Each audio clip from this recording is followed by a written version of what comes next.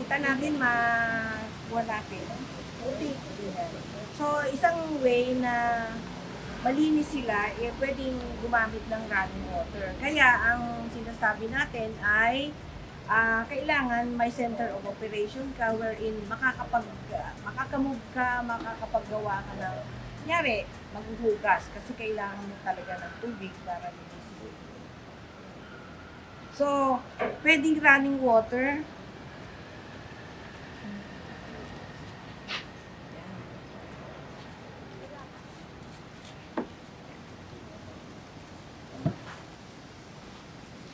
Para matanggal ng siguro hindi totally but partly yung mga putik na pwede nating alisin, no?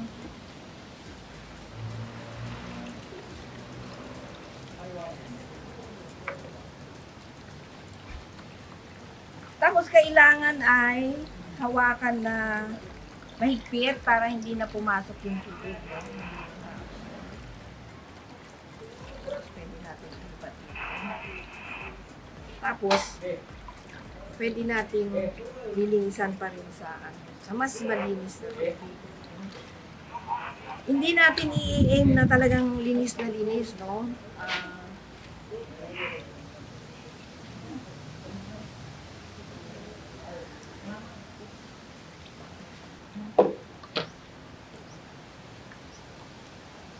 Igaganon tapos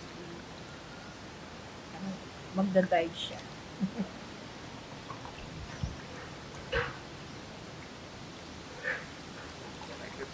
Oo, i-press parang pipigaan mo rin at hindi natin i-open yung book.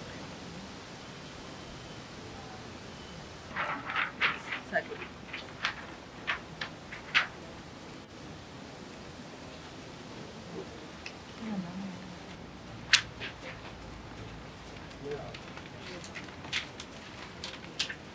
Sa loose papers naman, kunyari mga documents, no? Siyempre, hindi mo mahahawakan tulad ng paghawak sa libro. Gagamit tayo ng support like plexiglass o yung nylon sheet, no? And then, pwede din silang hugasan, no? So, ipapa-slide lang natin.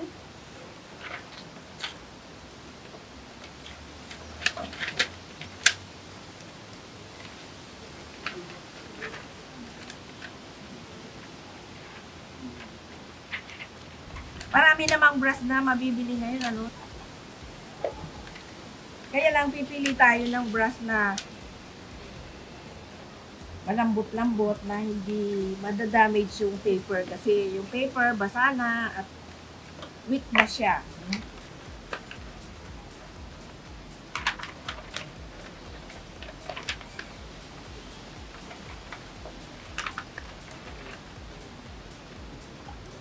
So, natanggal natin yung pang-unang putik, no? So, balik ko dito.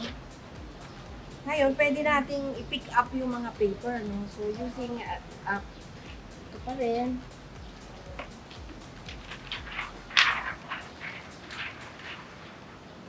Saka,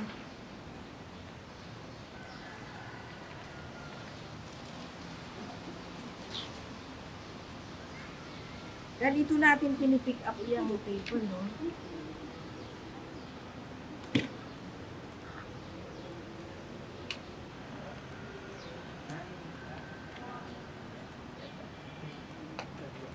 So, may sumama. Yung sasama, isama nyo sila lahat. Hindi pwedeng isa-isa kasi, no? So, ilalagay natin dito sa pelon.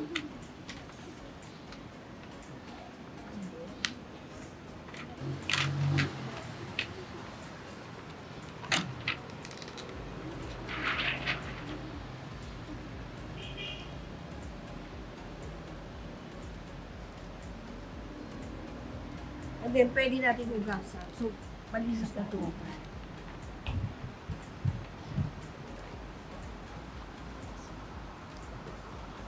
Ito, kung importante yung documents, archival kumbaga. No? Na kailangan i-save natin. Usually mga office documents, kasi may mga nagtatanong na taga LGU.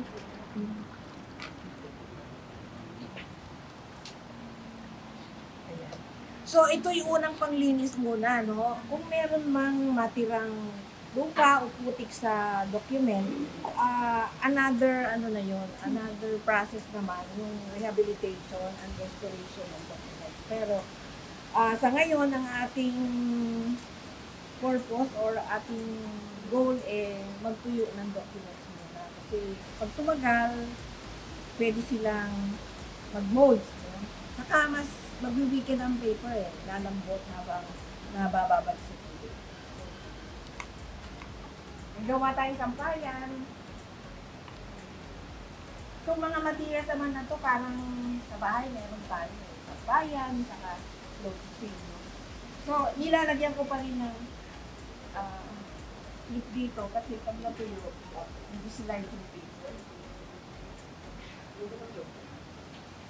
Kung may molds na yung mga documents, pwede silang hugasan pa rin using 50-50, no? Ethyl alcohol sa tubig. So, lalagyan natin ng alcohol.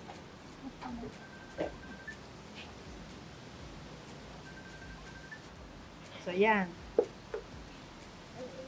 So, ang gagawin, halos pareho din, ng washing. Ito pwede nang ilublob kasi may support naman tayo ng pelon. No? So, mas mabango na yung tubig niya.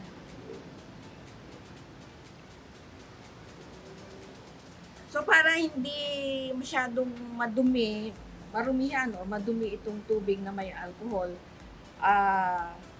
pwedeng hugasan muna sa tubig until medyo malinis na para hindi maaksaya sa alcohol. No? So, yung alcohol naman, available naman sa no? So that can be used for that one? Oo. Kunyari ito, hindi na masyadong mapukit yung ating slide na. So, ulit natin. Dito na lang natin. Tapos ihahang ulit, i-dry. Kung may mga punot naman, later na yung rehabilitation, restoration.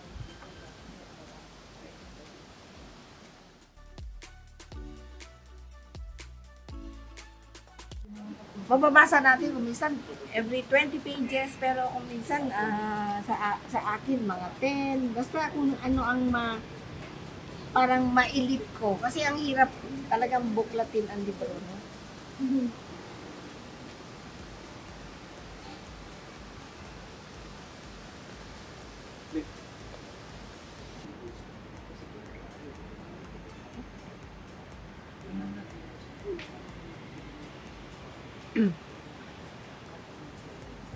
So, ito yung interleaving, tapos patatayuin natin yung libro para yung tubig dadaloy pababa. No?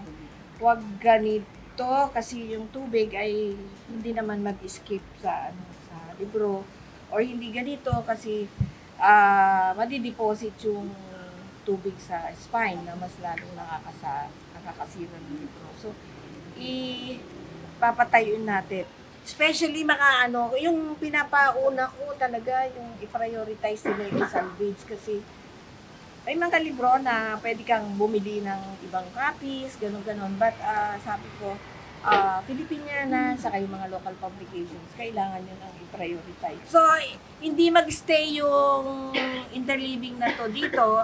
From time to time, i-check nyo, baka yung basang-basa na yung pinag-interleave nyo. So, papalitan nyo na ulit, interleaving ulit yung process. So, alisin natin ito kasi basa na, ganyan.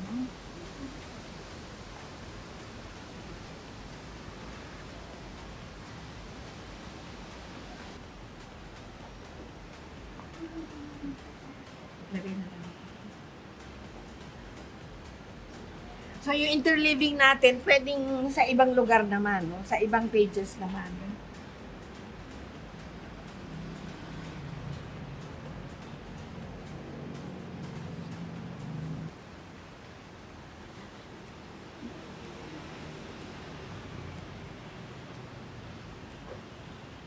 Yun. Tapos patatayuin ulit natin. And then, pag feeling natin okay na yung pagkatuyo, yung hindi tuyo-tuyo, medyo damp, pwede nang pahiga, and then, alisin ito, syempre, no? Tapos lalagyan natin ng weight para mag-flat pa rin yung buhok. Kasi pag in-interleave natin, talagang bubuka yan. So, lalagyan natin ng weight para bumalik more or less yung pagka-flat ng dito.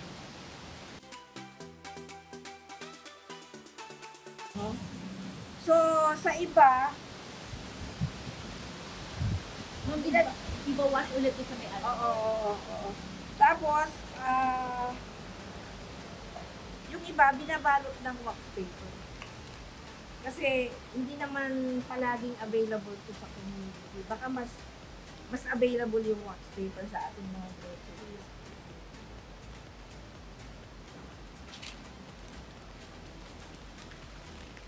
At least ito nababasa pa. But for documents na babalutin na ganito, meron tayong pentel pen para lagyan ng label. So, ilalagay natin doon sa ating crate. Crate, no? Yan. Dito ilalagay, tapos ito transfer natin sa crate. So, kung operation to ng marami, di marami tayong magbabalot. Pwede ding, actually, mas malinis tingnan, di ba?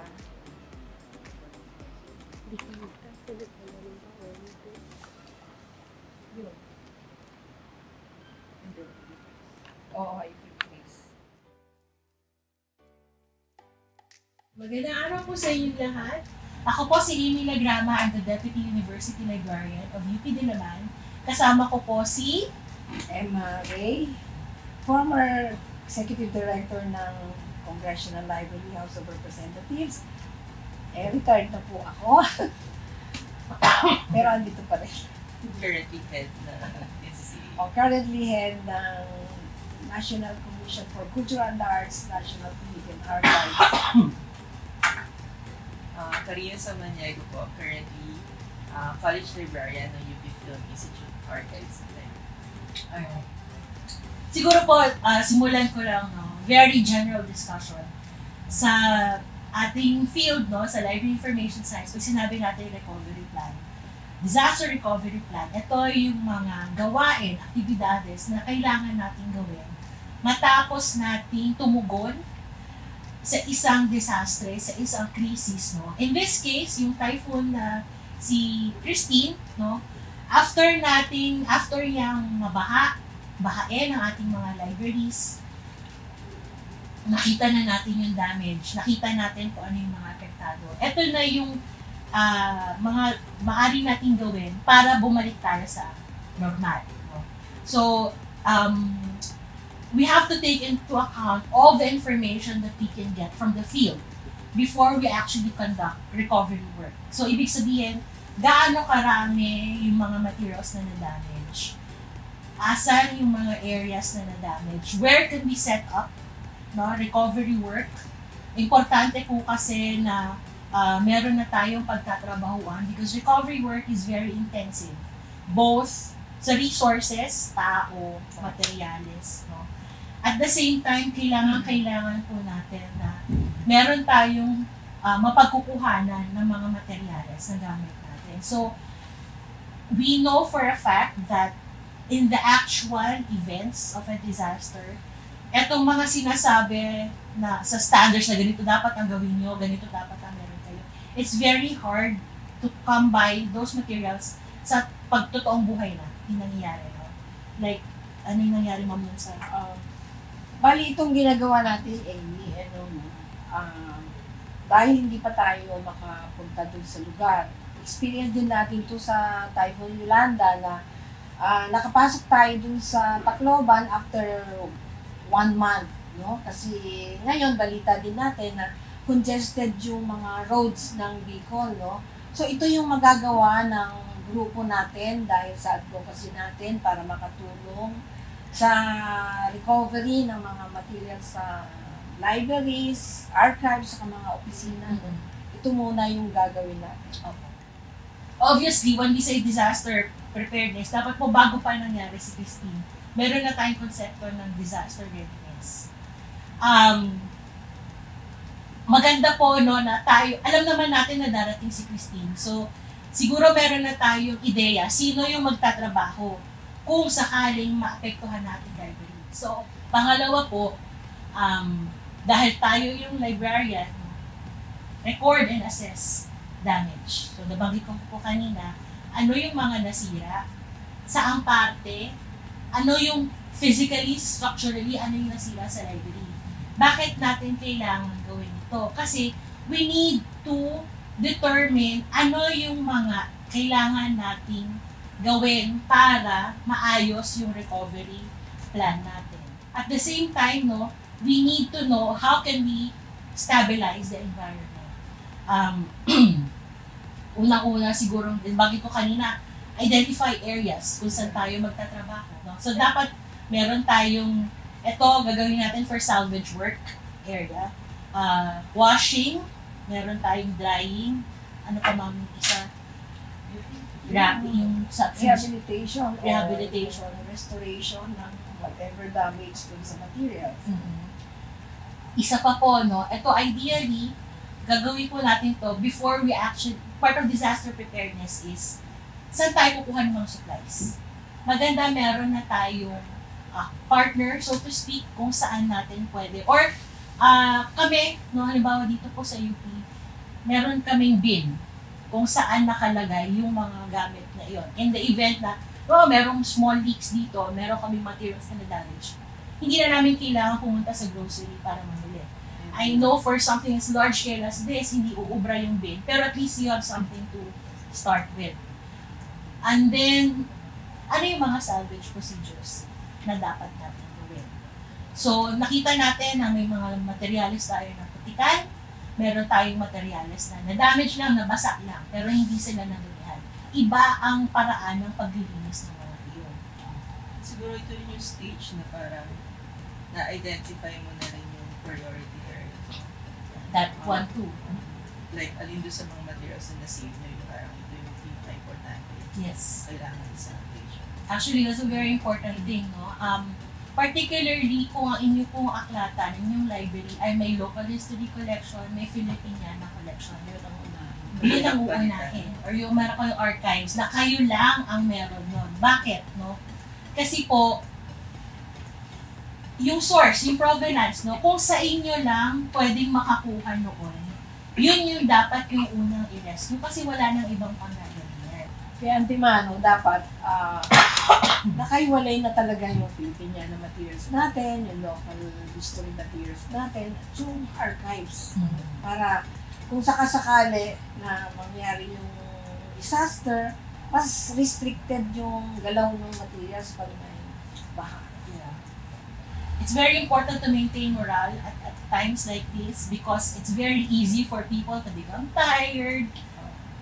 Siguro, iba unang nagpaabot ng paghingi ng tulong yung Philippine Librarians Association, no? I don't know kung paano tatakbo yung leadership doon. So, mag-identify na lang ng mga libraries na malinis or hindi masyadong affected. Kausapin sila kung willing silang mag-host ng doon ng recovery sa kanila. Importante po na when we are rebuilding our libraries, our communities, let us build back better. Ano ibig natin namin sabihin? Take lessons from the past. Ano yung mga hindi na dapat gawin at wag na natin ulitin. And I think it's also a good time na kung hindi tayo magsarili, let us do. Kung kaya naman, baka pwedeng maging consortium, community works. Siguro maganda rin in terms of preparedness, no? Balik na lang natin. Kung naalala mo sa Tacloban, may mga ibang schools doon na since nag-release ng warning, no? So may opportunity pa sila to prepare their libraries. Opo. So may iba doon na nilagyan na nila ng covers, yung shelves. Yes. So medyo na bawasan, hindi masyado nabasa yung mga books nila. Also may isang school na alala ko kasi yung windows nila may grills. So, hindi lumabas yung mga rules nila so na retain inside. So, may mga ganun small details na may malaking effect, no? Para makatulong na ma-prevent, ma-lessen at least yung effect. Yeah. Tsaka, di ba may kwento ka na nilagay sa storage box, yung mga plastic box? It's a school registrar. Ang hawak nila ay student records. And a week before, na-inform na sila na a strong typhoon is coming their way. So, ang ginawa po ng administration, bumili sila ng maraming, ano tawag sa box? Yung plastic box na may lock. No, yung those bigs. No? Doon nila inilagay yung mga school records nila. So, binaha yung school nila, but the records were intact. Saka yung naalala ko, yung dating pag-iisip na andyan na nga yung Pag-asa, sinabing storm signal number 4. Tapos isipin natin, ay, hindi pa naman bumabaha dito, hindi pa natin na-experience yan, gano'n. Yung sinabi yung may storm surge, pero dati ganyan din, pero hindi nangyari, ganyan. Eh, nag-iiba naman yung panahon na, so seryosohin na nga. Because of climate change, no? Diba? Yung mga sinasabi natin, historically, hindi kami binabaha. That is no longer true as evidenced by what happened in other provinces. Sa Batangas, sa Laguna, yung mga dating hindi naman binabaha. Ngayon, nagulat sila binabaha. So, maybe it's time for us to rethink how we actually need to prepare for disasters and seryosohin po natin yung mga efforts na ito. Saka yung, at least sa sector natin, libraries and archives, no, malaking bagay na i-strengthen nga yung consortium.